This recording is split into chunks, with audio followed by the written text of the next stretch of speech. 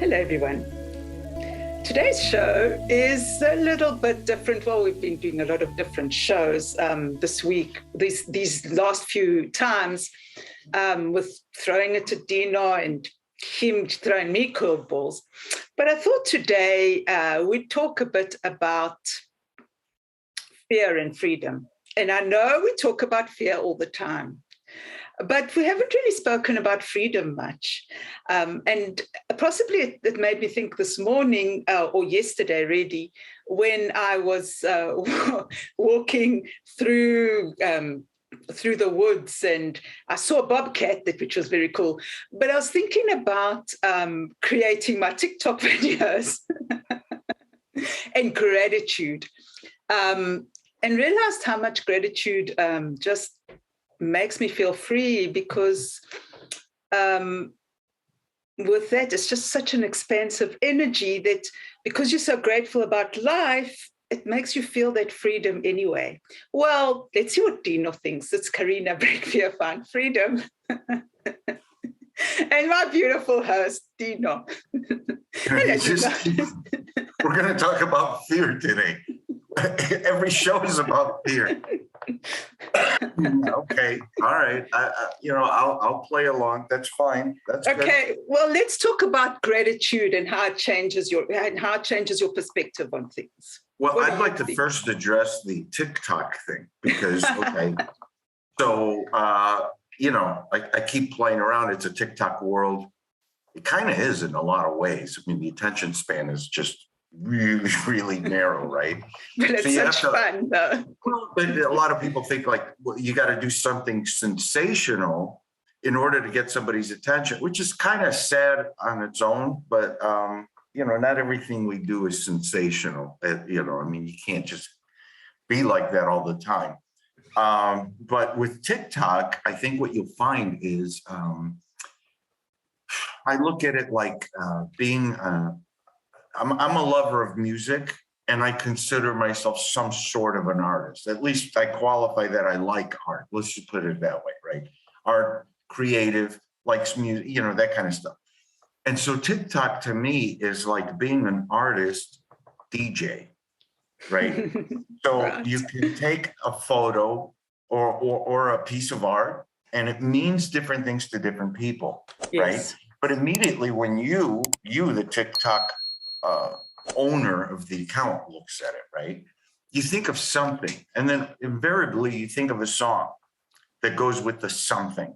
Either where you were at the time, there's a certain smell, there's all kinds of memory recalls that are really, really cool. Yes. And so it's a lot of fun to kind of put the image with the song. That's one. Right? Yes. And then because I'm a drummer for 50 years, you got that musical timing, right? So now it's not just putting the art with the song, it's creating these like little bursts and stuff like that that they go with the song. They go with the beat. So for me, it's fascinating. And, full disclosure, I can't stay off the damn thing. I'm just like, what are you doing? You're supposed to be sending specific messages every day. You're not supposed to just sit there and just do whatever. But, it is a lot of fun. There are worse things to do to spend your time. Let's put it that way. And anyway, I just wanted to throw that out. So if you're fearing TikTok, as I did, I wouldn't be afraid of it. I mean, it's just, first of all, you can't go wrong. And if it's really, really bad, you press the old delete button and you're done. I mean, it's over. It's like it never even happened. But what you'll find is it's kind of a cool, almost like an IQ test. I look at it. It just unlocks your brain. Yeah. So it's a lot of fun for me. So what was the question? No, I was just saying that no, I'm loving TikTok. I wish I had gone onto it earlier, right?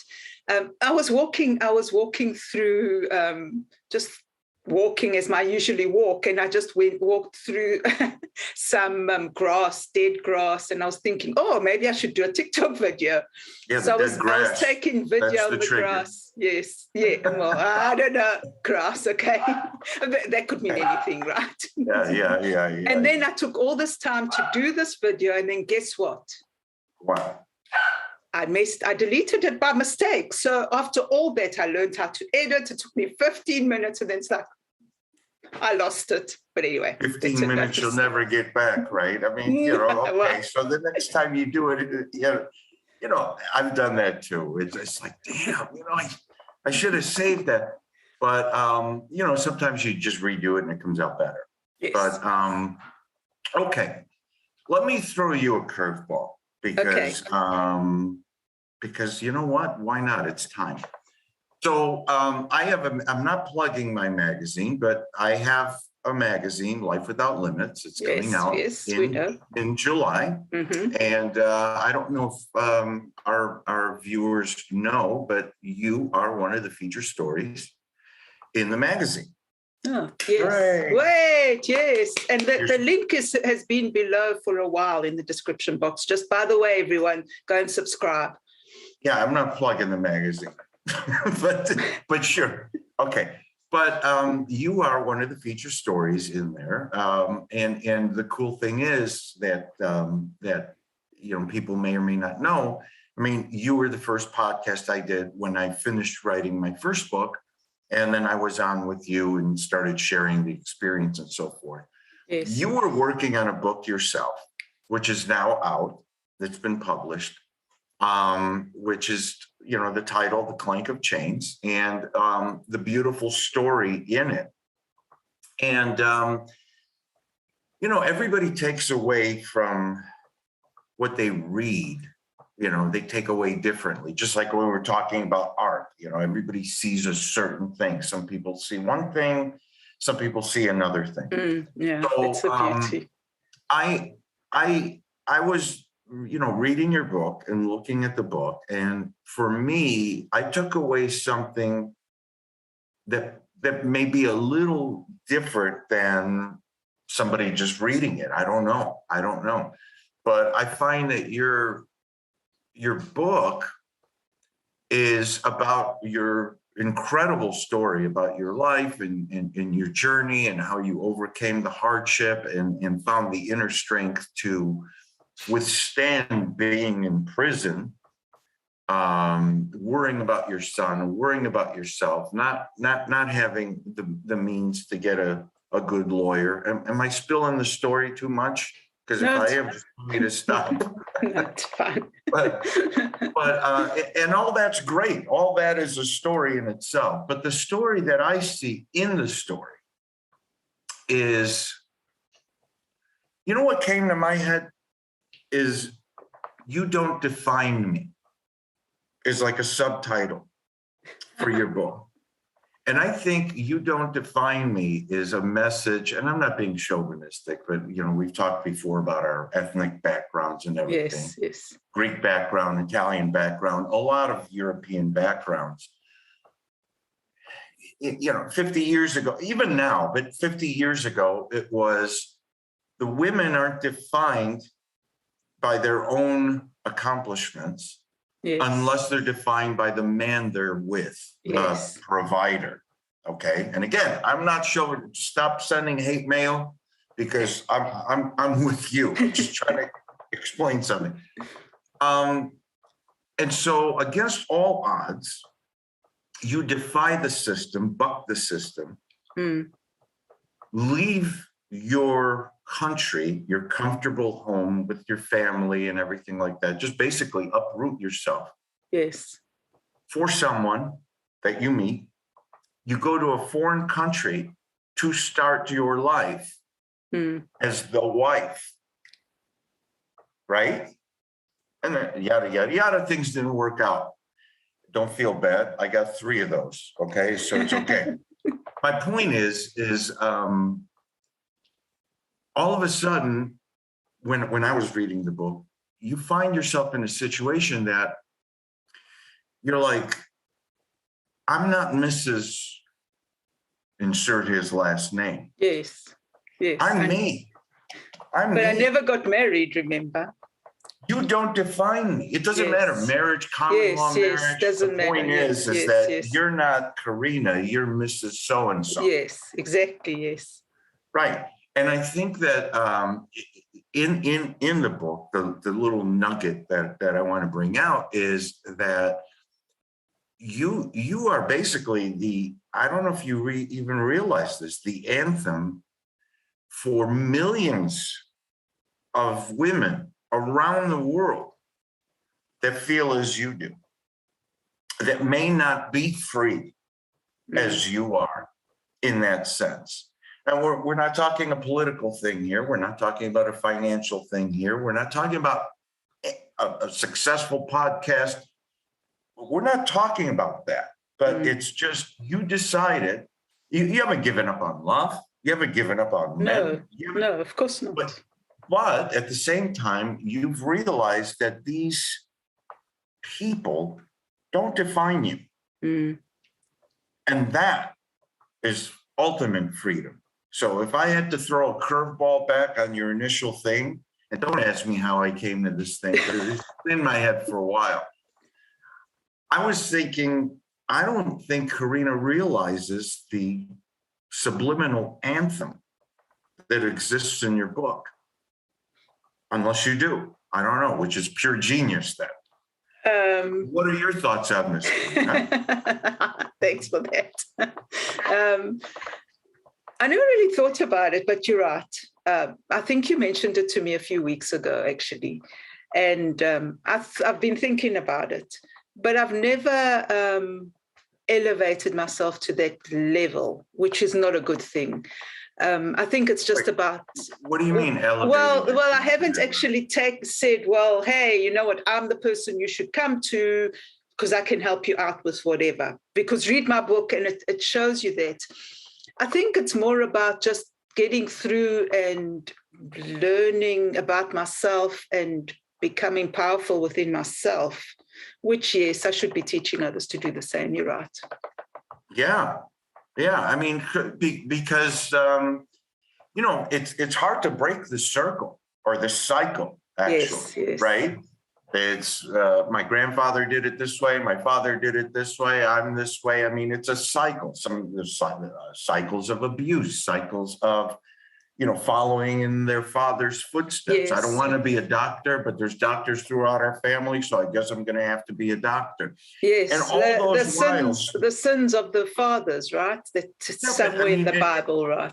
And in every stage, you're giving up a piece of your freedom because you're following a cycle. Yes. Right? Yes. So what makes somebody break that cycle? I mean, I know I did it because in my family, it was the same thing. It was education. You're nothing without an education. Yes. You have to get an education. Look at me. I'm an educator. My father was the principal of a private Greek school, the first school in America, Yes. 1902, the first. And I'm like, but I don't want to be a teacher, So aside from the ego, saying, well, I'm kind of disappointed you're not following in my father, by the way, never did that. But there's a lot of fathers who do that. Yes. They guilt. You're almost like vicariously living through your kid, which is a no, But for you, because we've been doing podcasts for a very long time now, you kind of get to know the person, and a lot of things that you keep repeating subtly is your upbringing. You know what I mean? Yes. Marry a man who's going to take care of you. Why are you thinking these crazy things? Who cares if you go to college? You're not supposed to have these dreams. You're going to be a housewife. You're going to have children. What are you worried about all these other things? Yes. This is the old culture that we grew up with. I mean, it existed and it still exists. It still exists. Yeah. And whether you agree with, I mean, I'm not agreeing with that philosophy. Don't get me wrong, but it does exist. And I obviously acknowledge that it does. Mm-hmm. And so you see a lot of people that have been, you beat a dog long enough and then you see the dog and the tail is always between their legs. It's because they don't feel comfortable. They don't feel sure. And then you see a happy dog, and a happy dog doesn't have the tail between the legs. And animals come to people that are kind, that love them, even though you don't know the animal. Animals are afraid of the ones that are mean or shoo them away or throw a rock at them. I mean, you know who you are. Come on. I mean, Yes, that's right. So there's a lot to be said. If you hear it enough, Carina, you believe it, right? Yes, yes, So of course. what made you break your cycle? I think I've always been a bit of a rebel. I've Okay. always tried to break that idea in my head that I'm a woman and I should be less than, and I should be. I tried to break it, but of course those beliefs were inbred, and so what I did is on one hand, I tried to break them. I tried to get out of this box, out of the box. But yet, on the other hand, I sabotaged myself on every level because of what I believed. So there was this thing all the time. When you say sabotage yourself, how? Like, well, I'd say I'd start, like, for example, I started a cleaning business, and I did really, really well. I got like really good clients, and then suddenly I did something and I messed it up, right? Because, hey, you can't be successful because you shouldn't be successful. You must keep yourself down. So then I messed it up and then I destroyed it, which people do all the time, right? wow. That's another story, and that's in my other book that I'm writing. So okay, I don't know this one, but wow, self-sabotage, huh? Yes, always. Because it's like, this is feeling too good. This is too great. Yes. I don't deserve it. I don't deserve this, of course. That's what was going through your head? Yes. And it's been like that all the time. I took the leap of faith. Full disclosure right now, which is not in my book, is like a few months before I had to leave, I started getting doubts, and I started seeing through the cracks, right? I started seeing this guy. I realized he was a liar and whatever, but on some level, it was almost like, hey, I need to escape. I need to escape, and I shouldn't be saying this, but honesty here. I need to escape this box that I've put myself in, and you're stuck when you're in an environment. I mean, you're stuck with those beliefs, and a lot with an addict. It's a big thing as well. Many people they get clean and then they go back into the environment, and what happens? They relapse, right? Because there's all the triggers and all the same people are there. So in some weird way, I wanted to escape that, and this proved an opportunity for me. So again, I took a huge chance, right? And maybe at the back of my mind, in some way, I was reckless. But I needed to be reckless to break the cycle for myself, I think. Okay, so let me stop you right there for a second, because you're not going to escape these questions, Carina, okay? So when you're with this guy, at some point, you know that he's not the guy that you thought he was. And at some point, you come to the conclusion in your head that it's not going to get any better because he's not going to change. And he's not right for me. But because of your beliefs and because of that uncomfortable thing facing the people that may say, I told you so. Yeah. Or the people that want you back to, quote unquote, enslave you. You see, I told you, you're just a woman. You got to, right? You stayed there, right? Is that what you're saying? I don't know. What I'm saying is, I mean, a lot of the times, because a lot of the times I had the beliefs, right? I mean, I have to say, like, my mother's always encouraged me and whatever. So I'm not blaming anybody for anything. A lot of the stuff was my own stuff that I had, growing up, I had learned and whatever. I spoke to this man for like 2 years. We spoke and whatever, and towards the end, people, people can only keep up a facade for so long, right? And then if that's not who they are, the cracks start showing. And I think the cracks started showing because I started realizing, oh, you know what? He's repeating the story. He's not who he says he is. He's lying. But of course, I self-doubted myself and thought, you know what? You're doing this out of fear, right? And then, of course, I told everyone I was leaving, and everyone was saying, like, oh, you're crazy. You're just leaving. You don't know this person from nowhere. What are you doing? And I wasn't going to, my ego, I wasn't going to go say, hey, I'm not doing this anymore. So I jumped in.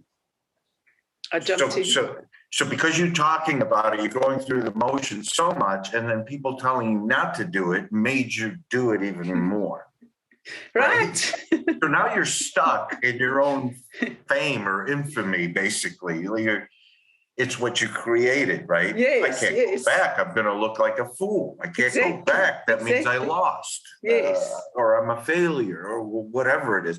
I mean, I felt like that in a lot of ways in the things that I've done. I mean, I can't stop drinking now. I'm the infamous drinker. I mean, you could take it any way you want. Yes. Back to you.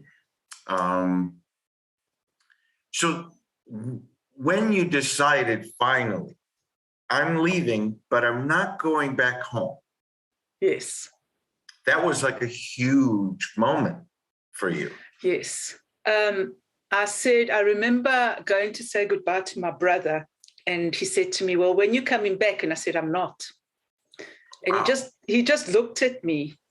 And that's what I did. I packed I got rid of everything. I mean, I'm a minimalist. I don't like stuff, but I packed all the stuff, and what a little bit of stuff that, I had, I got rid of everything, and I packed my books and a few things and documents and stuff, and I packed a bag, and that was it. I took my degrees because I needed them, right? And I took a few things and books. I took some books. And the interesting part is that I carried these around for like nearly 2 years before I got arrested. And then when I got out of detention, everything was lost anyway. So that was quite interesting as well, that I had to get rid of my past because I was carrying it a bit with me. Yes, that's what I did. And a lot of people, it's funny you mention that because, I've had 9 lives basically, but, every time you finish a life with somebody, there's stuff, right? There's pictures, there's, the stuff that you don't really think about. The first thing you think about is, I'm out. Okay. Right. And after that comes all the stuff. When you separate the finances and you separate all the other things that are involved, what's left is stuff. Yes. Photos is a big one, some shared books, that kind of stuff. And even with my mom's passing, my brother and I had boxes and boxes of stuff. Yes, I can imagine. Collected over the years. I mean, when we were kids, photos that we remember and stuff. And my brother keeps asking me, and continues to, hey, I have these things. I mean, do you want some of it? And I'm like, no. Yeah. He's like, well, why? Well, first, I got this thing about clutter, but take that aside. I just figure all the memories that I want are already in my head. I agree with you. You know what I mean? Yes.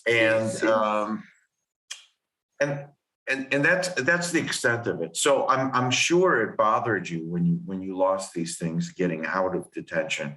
But at the same time, you must have realized that, you know what, everything that I was toting around for 2 years is in my head anyway. The stuff that you want anyway, right? Yes, it wasn't. I mean, I'm not a person that has photos around, or I'm just not like that. I prefer, to me, it means nothing. It's in your head, right? So I didn't take photos with me, but like I had, clothes and whatever. And it didn't matter. It was almost like detention. At the end of detention, I got released, and it was a new life. It had to be a new life. So it was symbolic on a lot of things, because I came out of detention. I was wearing the clothes, my my clothes and my phone. That's all I had left, which was great. It was a new beginning, and it was okay. Yeah. It was okay. The painful thing is that I lost like ID, and that was a pain. But you know what? You figure it out.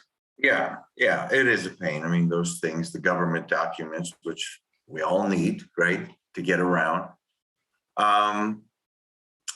Okay, one more question, because it's killing me. See, all of a sudden I became the interviewer. You said that your mom was very supportive and has always been supportive. Okay, that being said, where did you pick up these beliefs then? Because it usually comes from the parents and it sprinkles on down. Yes, well, you're defined by the man you're with. If your mom was always supportive, then where did this belief come from for you? Well, of course, my mother told me that at the beginning. That's what her belief was. She was brought up in the 50s, right? That's the belief.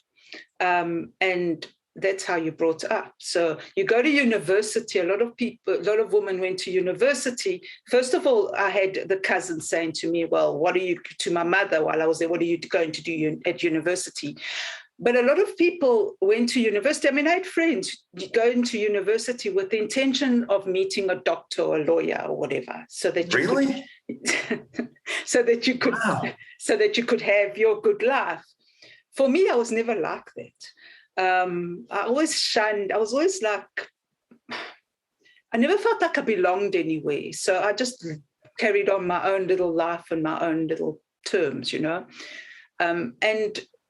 And on some level, my mother believed that as well, because she wanted the best life for me, right? I mean, that's what she wants. She's like, you can't, because they don't know any better. Like if you meet a doctor or a lawyer, you know, you've got money, so you're going to have a good life. I mean, that to me doesn't make sense, but that's what they believed. So even though you're fighting through those beliefs are inborn, they're like ingrained. And you just don't even realize, because they're unconscious. So you don't realize that's how you're living your life. So it's interesting. And so why do you think you realized that, hey man, this is not right, or there's something telling me that there's got to be a better way? I mean, what was it in you that made you realize that? I've always been a reader, and I've always fought against it. So I'd always have these arguments growing up with people about women, you know, like we're not stupid. I mean, I'm not stupid. Don't underestimate me. But even though I had those conversations, I still, on some level, believed what I was told since a little girl. So it's very like yin and yang. It's like weird, right? So and you don't realize that until you start doing the inner work. Like we always talk about that.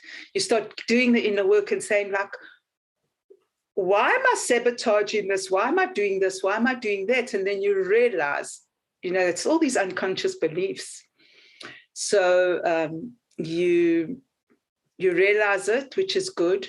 But then on the other hand, then you start putting barriers up because you don't want to be hurt and you don't want to. So it's life.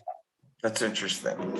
Again, feature story in the magazine. I'm not spilling the beans. It was just something personally that I've been noticing because now I'm editor-in-chief of the magazine. I know, it's so cool. I'm reading it, well, you know, consider the source, okay?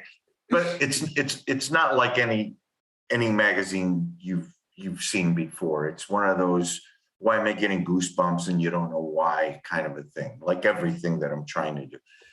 Enough about me. But, you know, honestly, I mean, just this podcast, it would be great if you titled it, You Don't Define Me, I Am Woman. Because seriously, this is, I personally think, not because I know you, not because I have to say nice things because you're in my magazine, not because of anything. I just think that a lot of people need to hear this message because I didn't realize it until quite later that it's true, you know, and a lot of these terms that are used, you know, for,